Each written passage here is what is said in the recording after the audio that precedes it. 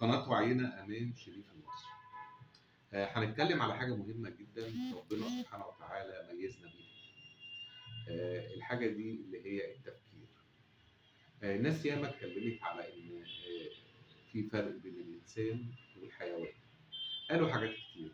أنا بالنسبة لي الفرق بين الإنسان والحيوان إن الإنسان حيوان مفكر، مبدع، مبتكر. يعني إيه أقصد؟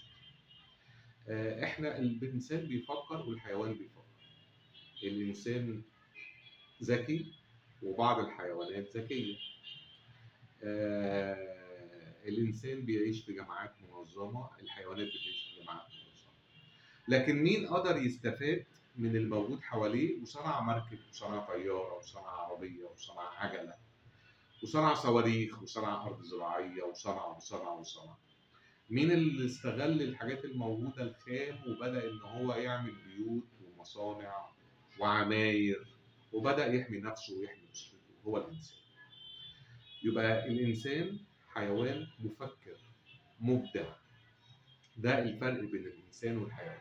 لكن الاتنين بياكلوا، الاتنين بيشربوا، الاتنين عندهم عادات شخصية وعادات اجتماعية، الاتنين بيخلفوا، الاتنين في حاجات كتير قوي مشتركة. لكن اللي مش مشترك بينهم ان الانسان حيوان مبدع، قدر يستفاد من البدع، من الحاجات اللي حواليه، من المنتجات اللي حواليه، من الخامات الاصليه اللي حواليه، وبدا من خلالها ان هو يامن نفسه ويسهل لنفسه الحياه ويبدا يبقى عايش في امان اكتر وتطور اكتر. عملنا مراكب سافرنا بيها، وعملنا طيارات، وعملنا قواعد، وعملنا قوانين، وعمل حاجات كتير قوي الانسان. فالانسان حيوان مفكر. طيب، هو التفكير ده ملهوش منطق علمي ولا لا؟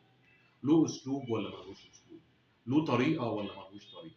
طبعا الطرق كتير، لكن انا بتكلم على الطرق العلميه. الطرق العلميه اللي تخلينا نفكر صح.